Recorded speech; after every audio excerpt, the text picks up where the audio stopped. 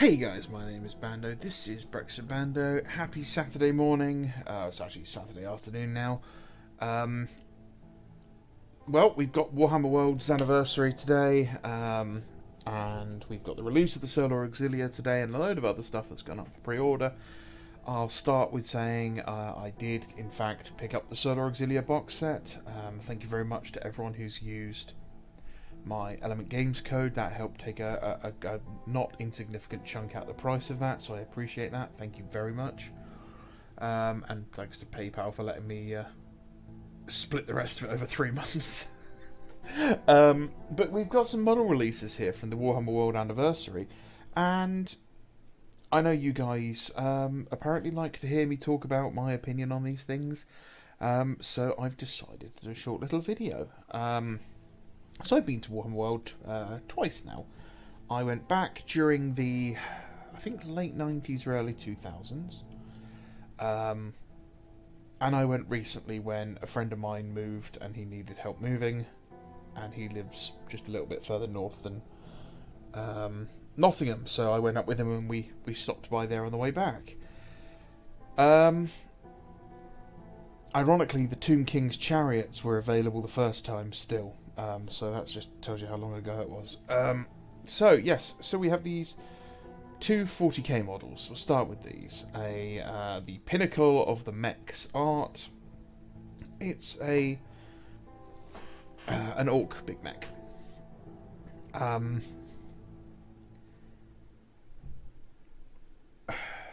What do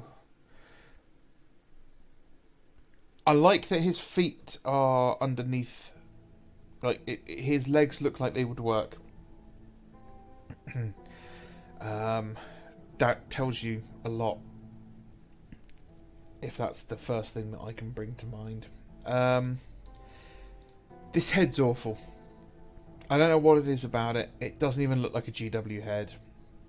The overall feel doesn't actually feel particularly GW.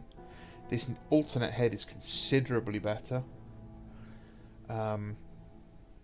I like that it comes with options. It has a good selection of options. I hope it is literally you get to pick which ones you want, not just, oh, you can have loadout 1 or loadout 2. And the painting on the model is pretty good. Then he'll be available first in a battleforce called Stomper Boys, and this is also kind of an interesting box set. Yeah, it's wild that they've thrown this in here. Is it a Gorkanaut? I can't remember what they're actually called. A Stomper. Yeah, you don't see many of these, and those you do, a lot of them are converted. It's not a great model. So yeah, you get some boys, some burner boys. I can't remember what they're called. Flash gits, I think. Some of the heavy weapon guys, shooter boys, and a truck. Okay. And it's going to be probably 125 quid. It's not bad, I suppose. If you haven't got any of the models, you know, it might be a good way of expanding an orc army if you've got an orc army. Nothing about it really screams at me to come and get it. Like, I've got a small orc force, and by small orc force I mean I've got like 7 models painted. Nothing about this is like, you've got to get this. This must be, you know, what you get for your next army.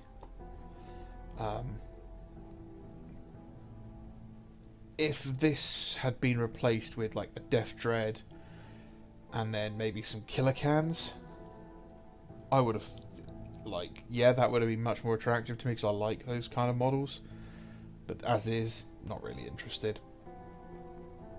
Codex Orcs with probably one of the most boring pieces of orc artwork I've ever seen on a Codex. Codex 2nd edition for Orcs is hands down the greatest cover they've ever had. So a little disappointing. Stomper's really not that big, is it? That's wild. Again, this is just going to be a limited release box. It's going to disappear online almost instantly, and you might find it in a retailer 6 months from then, possibly stuffed in a corner somewhere if you're absolutely lucky. Or it could be one of the ones that just ends up on the shelves and never disappears. Then we've got a Shield Captain, who I'm disappointed in. I'm actually really disappointed in this. I think this is a bad model. There is something about his legs. This guy does not look imposing. He does not look impressive. The basic Custode has armour all over. He's fully encased in armour. He has leather tarouges, leather gloves, and a tool helmet with a plume on it, horsehair plume. And it seems like the higher up you get in these things, the less armour you wear. Why has this guy got leather boots on? Why has he only got shin armour? Why has he got a leather skirt on that's covering his legs? Why is his arms all covered up? What this never appears in any other Custode model. I don't like this style of helmet for the Custodes. I think that the kind of pointy high elf style helmet is important for the look of them. This is a bad model, and I think it's a symptom of a bigger issue with the Custodes in general, where I don't think they've got someone at the studio who is passionate about them. I don't think they've got someone there who's like Alan Blying it. I don't think they've got a unified design language or ethos for them. They gonna go, oh, they're gold, they're kind of Romany, they're the Emperor's bodyguard, and that's about it. That's all we've got. I think they've got a bunch of digital assets in a library, and they kind of pluck and pull at them to see which, what can be used in where. And frankly, I don't think it works. I think you could make a better model of this with the very first released Custodes box. I think you could possibly make a better model using those models, if you were just given a spear with a melter on it. A Presidium shield.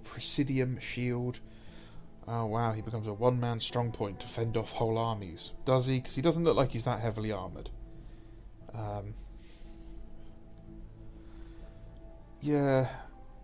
And a Pythrite spear. At least he's not in the same pose we've had like 3 times now, which is just stood there with his spear up. But maybe a more interesting dynamic fighting pose would have been good. Yeah, I don't know. Again, like we've had this pose before, we don't need any more of this. But as you can see, this guy, he's clearly fully armoured. He looks impressive. I mean, it's just because he is that guy, but this just feels almost like he's a scout Custode. They could also coming with a battleforce, the Auric Champions, and this again is a really weird one because it's a shed load of Terminators, a shed load of bikes, and some Wardens, which is just, I mean, it's not a good way to start a Custodes army.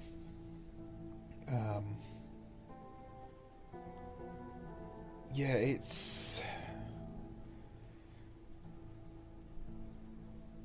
not a bad way to do starting like a 30k Custodes army if your local scene doesn't mind the proxying of parts, using 40k kits to represent their 30k versions.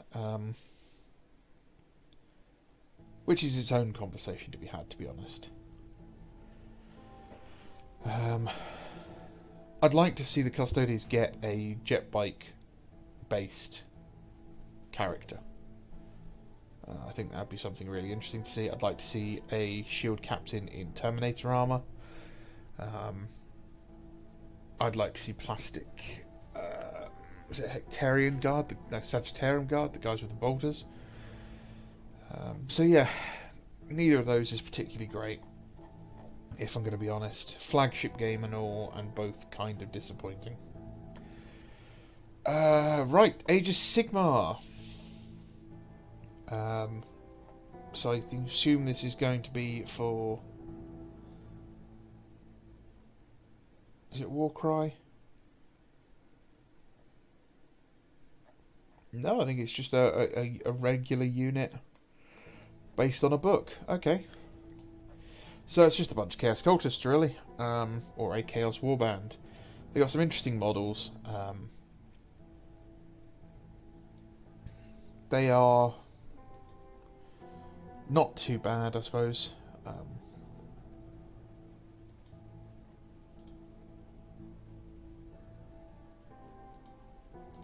This one's fantastic. I really like this one. This one I could use in 30k. It would make a really good militia, like force leader or something.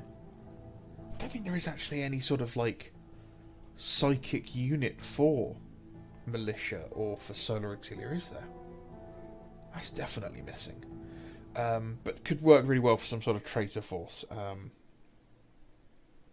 I think it would look really, really good. And the painting on this is really good as well. The unit on horseback's pretty cool. And obviously a book for them. A Gunnar Brand novel. Okay. I don't know anything about these characters. I don't play Age of Sigmar, so it's not really anything that interests me. But as a painter, as a collector, as a just an enjoyer of models, they're not bad. If I could just get the sorcerer dude on his own, I might get that. So I may pick it up when it comes available through China. Now this is a really interesting one. I don't think gnomes have ever been a thing in Warhammer. And it's really weird that they've come out and just dropped a gnome force into Blood Bowl of all things. I don't think it fits at all. I don't think these guys fit any of the Games Workshop aesthetics. I don't think these guys fit any of the worlds they've built. I don't think these fit in AOS. I don't think they fit in Warhammer Fantasy. They certainly definitely don't fit into 30 or 40k.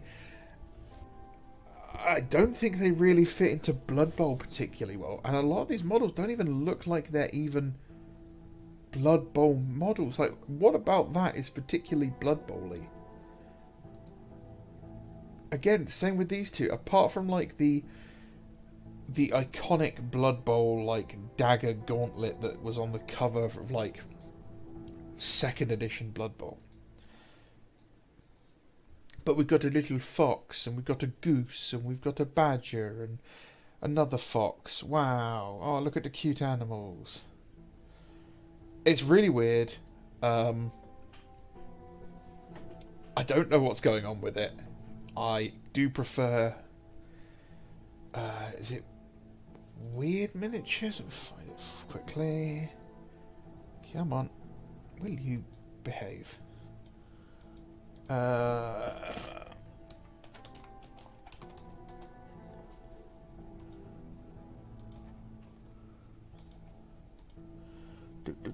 Warp Miniatures, that's it.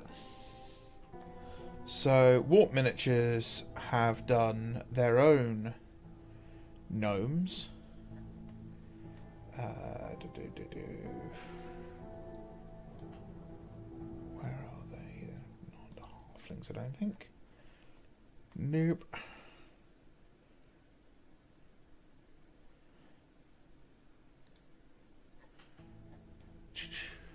So it's all these guys over at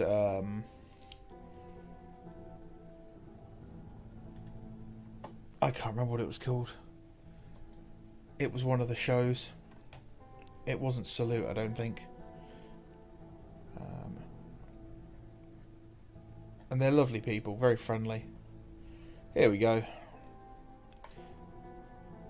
So they do their own gnomes, and that's a relatively recent release. And I actually think these are better. The whole thing is a proxy army, basically, for night goblins. And I think these are fantastic. And they're all 3D printed as well, so they're dirty cheap. Plus, who doesn't want a gnome riding a frog? So shout out to Warp Miniatures, who are a really characterful sculptor. If you like Terry Pratchett, like, is it Dan Kirby? Dan Kirby's art style, it's very similar to that. But pre-warned, they are quite expensive. These are the two lovely people. Yeah, so they're all really nice. So yeah, this is just really weird. I know people are going to be buying these because, you know, people are weird in the Warhammer hobby and they go absolutely apeshit over little cute animal models for some reason. But I don't know. I don't know who this is appealing to, really. Unless they're about to drop a gnome faction into Age of Sigmar, which would be really weird. And I can't imagine it would fit. So what do you guys think? Do you guys like the gnomes? Do you think these... I mean, I like gnomes, don't get me wrong. I think gnomes are cool. I used to read the gnome books as a kid. Yeah, I think gnomes are funny. Yeah, it's just... I really don't know what to think about these.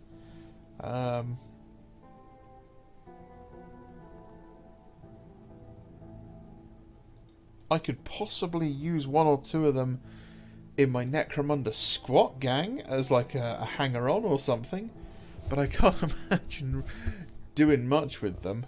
The tree man for the halflings is there as well. Now they have a rivaling with the halflings. Oh dear.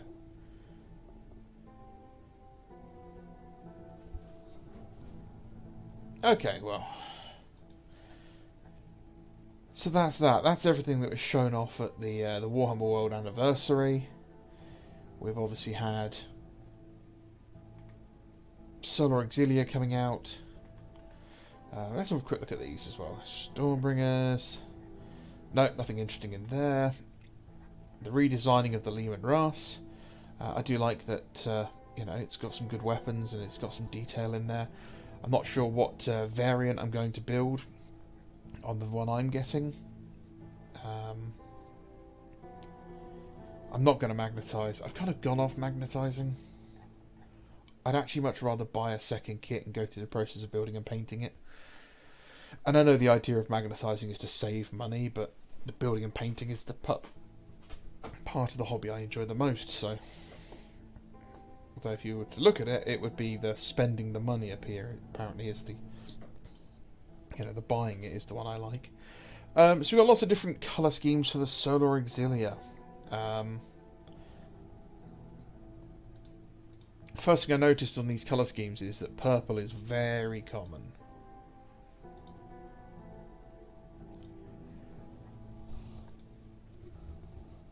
That's pretty cool. The purple and gold, or slightly brown and gold, that stands out nicely. Very Necromunda Enforcer-ish. Can you imagine being in the Solar Auxilia and assigned to the Iron Warriors? Okay, you 2 million, go over there and die. The weathering on that's really nice. That's good, I like that. That's good. Weathering on that's really good. Tonal shading on the red's really nice. But a lot of these guys are just very very samey. I'm not seeing much. I mean, the Prosperian Spire Guard that this guy did are probably the most out there.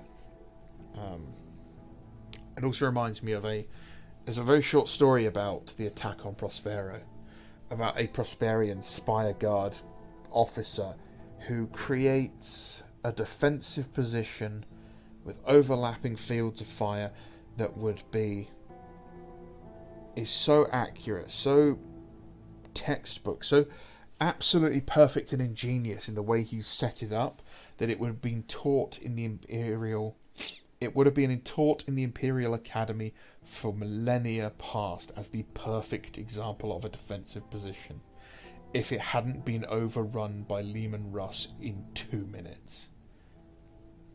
And he had like 1,000 men at his disposal. It's just the whole story underlies just how brutal Russ's initial assault on Prospero was.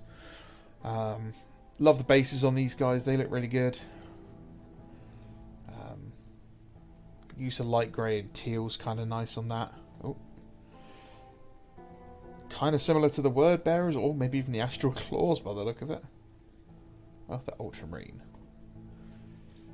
Finally something a little bit different. Nice sort of semi-metallic-y gloss green. I quite like that. That stands out. I've decided that I'm going to go for a black or dark grey undersuit, and I'm going to go for glossy white armour. I'm going for the Stormtrooper look. So yeah, I've got to wait 2 weeks for it to turn up. I have no idea which army is getting some reinforcements, because I'm just going to do an allied detachment. I'm not doing a whole army of them. I'll probably put it up to a vote, actually. Let you guys pick whether it's a loyalist or traitor force and who it's allied with. So yeah. So that's it, really. There's not much else going on around here. I'm really hoping we're getting plastic ogres. Charonite Ogrins are lovely, but I'm really hoping we get plastic ones.